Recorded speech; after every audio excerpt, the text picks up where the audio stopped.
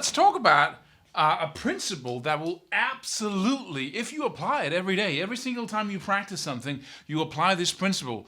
I promise you, your path towards absolute mastery, which is the highest potential of where you can go with anything you practice, will be secured.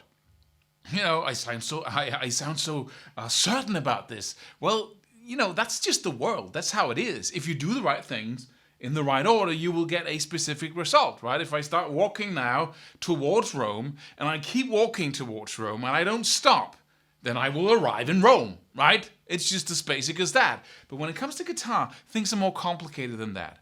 So in this lesson, I'm going to give you a key principle and always apply it. Because when you don't apply this one key principle, you will waste your time. I promise you. And I know that we're not playing a lot of guitar in these lessons here, but that's simply because there's somebody practicing, right? I can teach you all kinds of stuff, and we do that on our website and YouTube videos, mostly on our website actually in programs. But if this is not in order, then there's no strategy, there's no way of practicing. Even though you got a cool practice method that will give you tons of results, then whether you apply that method, whether you actually follow your plan or do what it is that you want to do, is up to this one, right? When we get this in order, when we get that brain aligned with reality, instead of with something, just an idea in our head about practicing a lot, when that becomes aligned with how your body, brain, and how the whole world works, then suddenly you will get those results. As we talked about in a previous video, it's like having a plant, and all you think that you're supposed to do with it is giving it water. Quite recently I bought a lot of plants for my house, and almost all of them died, right? Because there are so many different things some of them has to be in the sunlight, some don't, some need shade, some need a lot of water, some needs to be watered every single day, and some needs to be watered, once a week. And if you water them every day, they die, right? And it's the same thing with practicing. Practice, practice, practice. It's not good advice. The world is more complex than that. But once you know that complexity, it becomes easy. It becomes, that's just the way the world is, and that's what these principles are about. And the reason why we call them principles is because they are principles. You can apply them to guitar practicing, you can apply them to anything. They will work everywhere you look because they are principles. That's what that word means, right? So let's look at the next principle, which is something that dawned on me quite early in my development, actually, when I started getting very serious about practicing. And everywhere we look, that principle is very obvious. And one of my favorite analogies is, when you stop practicing, or fighting an opponent, which is what this is. I like those war analogies, right? Because they're so extreme. But if you want to fight an opponent, would you rather fight one who's twice as large as you if you go into a boxing ring or boxing match? Would you rather fight one that is twice as tall as you and twice as big, weighs twice as much as you? Is that a good choice? Or would you rather divide that guy up into 4 different guys or 7 little guys, right? And then fight each one of them? The choice is obvious. You're going to lose when you try to fight that battle, right? You must choose opponents that you can actually beat. And my best advice to you is always do that. Always make sure that you within yourself, when you start practicing something, that you select a challenge small enough for you to be absolutely 1000% certain that you can kill it, that you can disintegrate that challenge and take it all the way to mastery. Right? Instead of going into a soccer game or in the game of soccer or football and saying, okay, I got these 20, 30 different technical strategies or technical things I need to learn, or throwing the ball, dribbling it, whatever. All of these things, right? Putting the weight on one foot so I cheat the opponent to thinking I'm going in that direction while I'm really shooting in that. All these things, right? We got hundreds of them in any game. I need to learn them all, so I practice a little bit of each, right? You can practice until you're 180 years old. Practice all these strategies, 2 minutes of this, then 2 minutes of that. You'll never get to mastery with any of that. It just doesn't happen like that because you're trying to fight a guy so big that you are going to lose. Another analogy is, and I should, get very relevant here quite early on in this video, and it's just like, a common thought in guitar practicing is having the perfect practice routine, right? We got a lot of areas to cover when we practice. We need chords, we need rhythm, we need scales, we need technique, we need all kinds of stuff. And the obvious way of approaching that or dealing with that is to practice a lot every single day. Practice a lot of different things every day, right? Which is absolutely the most ineffective strategy because you're taking so much in. And then you try, you say, if I hit him like this, this huge opponent enough times, then eventually he will fall down. No, he won't. He'll just absorb your punches. He might get a little tired of that knacking in his, abdominal area, right?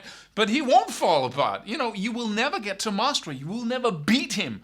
And mastery is disintegration of challenges. It's not like, I'm good at it now. You don't need to be good at it. You need for the hard thing, for the impossible thing, for the, that crazy thing. Why is there no sound here? Because I have a clean sound. You need something.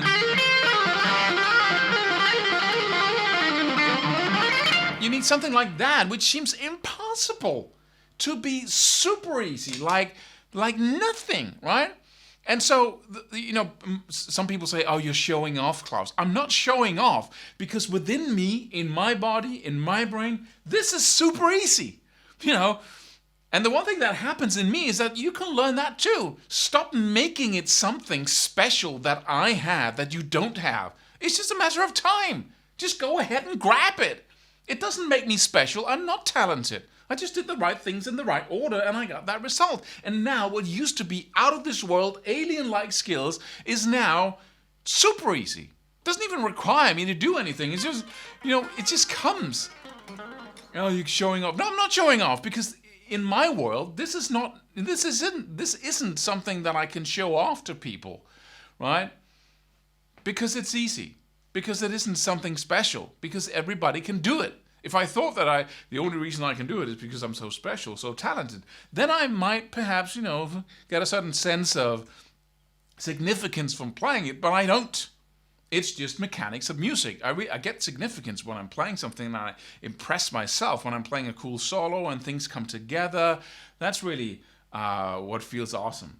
But another analogy, another comparison is the Second World War. And the truth is here that we're actually practicing like Hitler did. He didn't practice guitar, right? There's a stigma to that name, isn't there?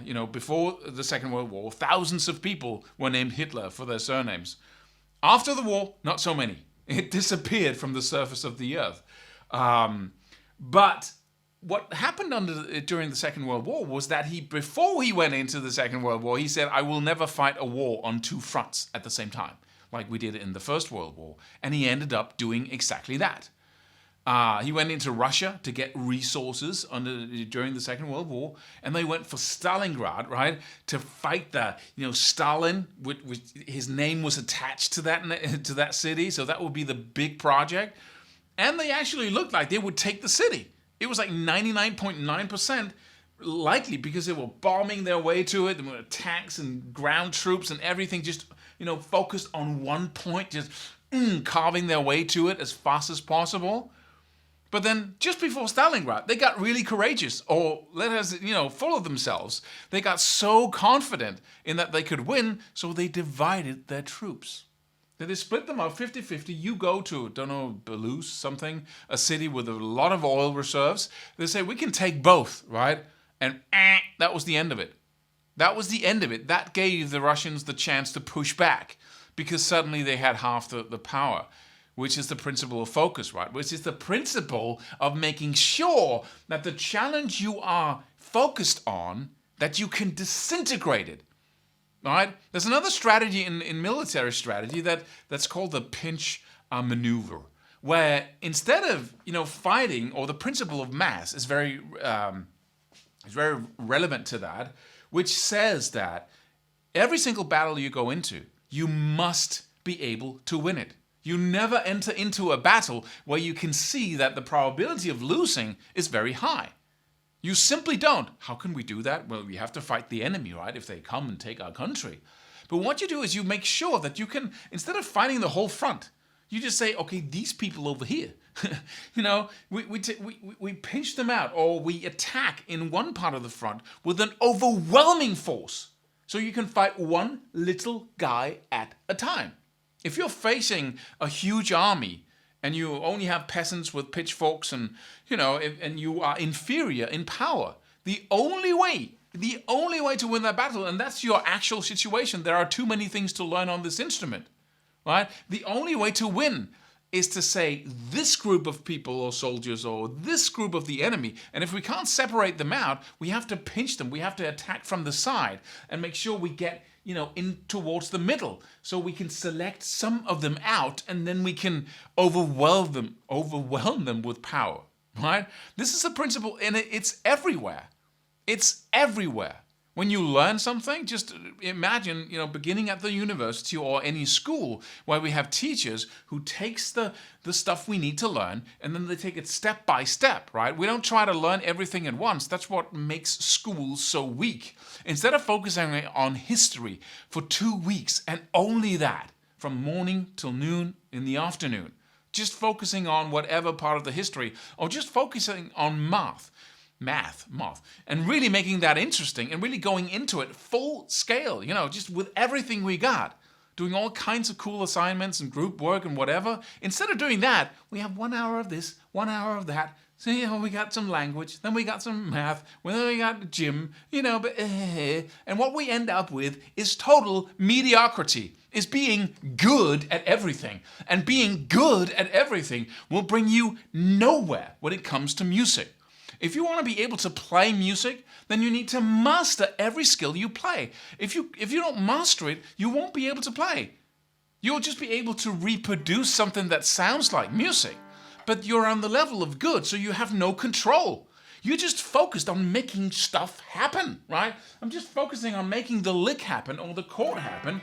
So I'm not focused on the music. I'm not focused on relaxing and leaning into it and playing with emotion and feeling and groove, right? I'm not focused on any of those things. I'm just focusing on, that's my focus, right? I can't relax. And if we get to a certain level of mastery, you can be in the music, enjoying it fully, without thinking about the mechanics of playing, and you can connect with the audience and your band members as well at the same time, right? That's the level we want to get to. And why wouldn't you? Most people say, oh, Claus, you're so ambitious. I'm not ambitious, but that's just having the most fun. When you play a game, you play for real, right? That's the most fun. If you just kick the ball around, have fun, not counting scores, not counting goals, then it's not really fun until you say, okay, now it's about something, right? Now it's about winning, and we count whatever goals we get. Now you're engaged. Now you're really passionate. And the same thing goes here. We need to be result-oriented. And we need to get to that point where we can really start enjoying playing music. Up until that point, you're just an advanced fan of somebody. Up until that point, you're just, some people listen to music. Some people really go into a specific band and just go to all their concerts. Some people follow them around and go to multiple concerts with the same music over and over again, right? And you're just the next level, basically, because you have a guitar. Maybe you have a signature guitar even, and you practice those songs. But it doesn't bring you anywhere until you shift to saying, I want to become better than the people I look up to, because I can see some changes they could make. Right? I would play like him, and then I would do X. I would improve in X way. That's why we want to go. That's why we can contribute to the community and really start creating some cool stuff. Right? So this is the principle of mass, the principle of concentration, of concentrated mass, of concentrated power. Right? And how does that look? How does that look when you start practicing? Well, instead of practicing 1,000 things, we need to practice only a few things, right? Instead of practicing chords and songs and a little soloing and a little licks and so on, that's fine in the beginning, because you need to touch every area to feel like you're making progress, right? You can play songs now, you can play a little bit of pentatonic licks, whatever. It's very satisfying. But once you have a taste of every area, you select one area. You can rhythm guitar, riff, rock riffs, is it chords, is it soloing, is it scales? What area do we want to focus on? Scales is a sub area of soloing, right? But you want to say, overall, when it comes to guitar playing, what area do I find the most exciting? And then you want to go for that. Within that area, what do you find most exciting there? And then you can apply the 80-20 rule and say, within that area, what 20% of activities or exercises, focus areas within, for instance, soloing, it would be to just master the first position blues scale shape and really be able to play the coolest rock solos in that shape. And then I can expand to other shapes, and that will become so much easier because I know the first shape so well, right? If it's rhythm guitar, well, isn't it strumming really, right? And the power chord. If you're into, if you're playing rock, right? Isn't it the power chord? Isn't it strumming? Which is rhythm, right? If you focus on rhythm, if you're the best at that, if you master that, then, and you have your power chord down, and it's just unbelievable how many people have been playing for several years, right? And rhythm is the first thing we go into, chords and whatever, and so many rock players don't have it at the level they want because they didn't focus on it enough. They didn't say, okay, I want to, this hand, when it comes to riffing, I want to master that or die trying, right? I want to single that out, right? This is one of the small guys I'm going to conquer, right? This is the one city where I'm going to take all my might and then overwhelm that one thing with action, right?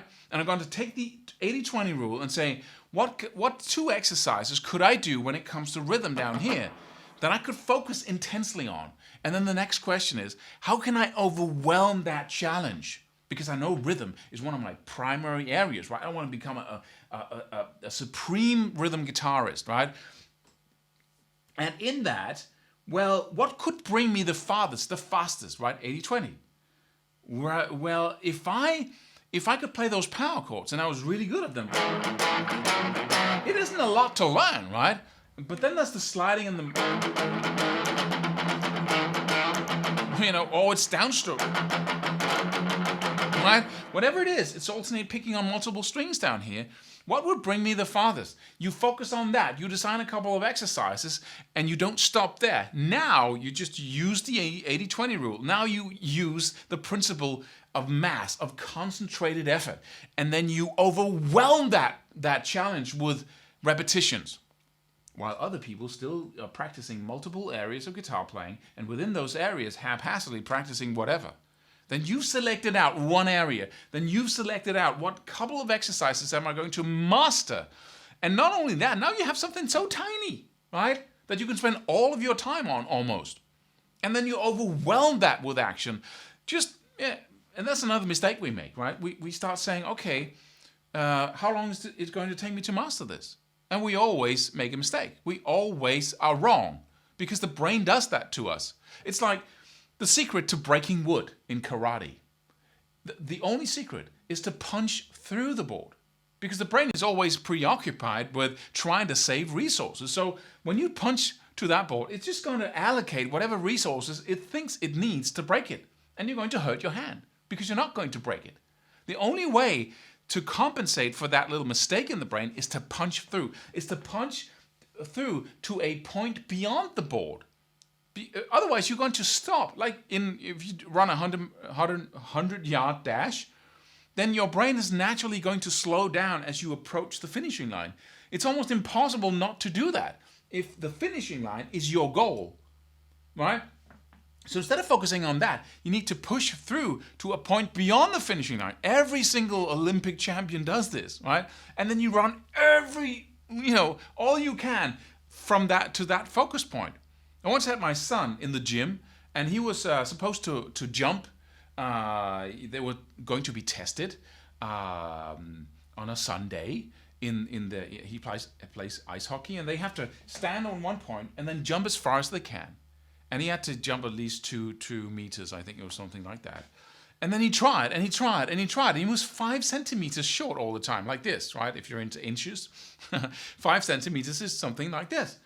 And then I took the bottle that we put on the ground, the kind of our measuring point as to how far 2 meters are, and then I placed it half a meter farther away. And then I told him, you jump, and you have to hit that point. You have to jump a little bit farther than the bottle now. And it was, he couldn't do that, obviously. He just spent 10 jumps, jumping short of 2 meters, and now it was 2.5 meters. And what happened was very, very odd, because suddenly he was leaning forward much farther than before, because he was aiming for another point. And when he jumped way beyond 2 meters, because he was aiming for a point beyond that. And that's the point here. That's how to break wood. It's to trick the brain into thinking that the goal demands much more resources, or many more resources than you would think naturally. And if we don't think about this, we're just going to assume that, I'm practicing a lot now, right? So when you take that idea, that gut feeling about, if I do this, practice this for 2 months, or 1 month, and I spend 1 hour each day, then I surely must be at a high level. And then you say that, okay, what if I double that? Could I double that? Could I practice in the morning? Could I practice in the evening? Could I practice when I get out of bed? Could I practice in the car? Could I buy a junior guitar that isn't that big and then practice in the car when I'm waiting for somebody? Or is there other, places where I can practice? Could I practice with no instrument? Could I practice as I sit in my office chair and go da da da da da da da da da, whatever rhythm or whatever exercise? Could I, just to get it into my hand, right? Those downstrokes or whatever it is. What can I do to completely and absolutely disintegrate this challenge in the fastest way possible?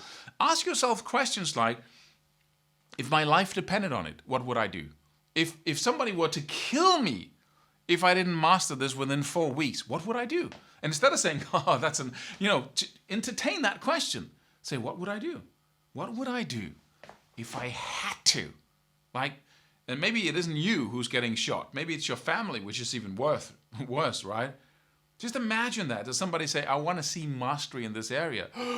How little would the area be, first of all, for you to be able to master it in 4 weeks? And what would you do? What would you push aside? How committed would you be? When you're sitting in the couch practicing the same rhythm, and your wife or spouse or whatever says to you, it's annoying that you keep hearing that clicking sound. Yeah, honey, but you're going to be dead if I don't master it in 4 weeks, so, right? What priorities would you make that you're not making right now? Just to visit that realm of that idea. Just to go there. And then come back here and say, okay, what could I do if I really was committed to this challenge? And just finally here, my last point is that many people say, well, if I pick out something very small, I use the 80-20 rule and try to do that intelligently and say, what area would I most like to master and what would mean the most to my development if I mastered it? What would be the coolest? What would be the most impressive? What would be the most, if I mastered it? Then I select that out. And within that, I design a couple of exercises that I can play in a loop, very small, right? And then I start attacking those with overwhelming action. Right? Then what would happen? And what would that do to my development? Right? Really get into it. And then the next thing that happens is that we say, what about all the other things I want to become good at? What about the rhythm playing and the songs and I got stuff to practice. I need to become a well-rounded guitar player and not an idiot that can play power chord riffs like a maniac, right? But that is, and we're going to talk about this more in these videos, the principle of mastery. This is where we all, make a huge mistake in thinking that a little by little we can develop. No, it's never how it goes. You have to select an area where you can reach mastery because you have to build the pattern in your brain of going for mastery and going all the way. This is where we want to go anyway. If you want to become that guy who can be in the music and be totally into it without thinking about the mechanics of music, right? So this is what we need to focus on, and then you can spend because playing 2 exercises all the time when you practice is going to make you insane. So what you do when you feel insane or you get to that point is that you start practicing something else. You spend maybe 80% of your time focusing intensely on just that little area, overwhelming it with, and every time you go, then you start practicing something more fun, something easier, something less challenging. Right? And that can be songs, that can be anything else. So 80%, 75 at least % of your time just goes into hammering away at overwhelming this challenge with repetitions. And you don't stop when you're good at it. You push all the way to mastery. Right? So I hope this has been valuable to you. So please review the flashcards that you can load into your phone and look at every single day and think about what I said in this video. It's good to activate the knowledge you got here in this session. And then once you look at the picture there, you can activate the knowledge that you've heard right now again and again in as little as a couple of seconds just by looking at the card. Use the desktop background that we got for you as well. Download that and make sure that these two principles, the 80-20 rule that we talked about in the previous video, and then the principle of mass, of concentration, of power, fighting the small guy one by one instead of the huge guy, focusing on something concentrated and overwhelming it with repetitions. Make sure that becomes part of how you think. It's impossible to practice like other people just by using these two principles. If this is what you think about when you practice, then you will not practice like other people.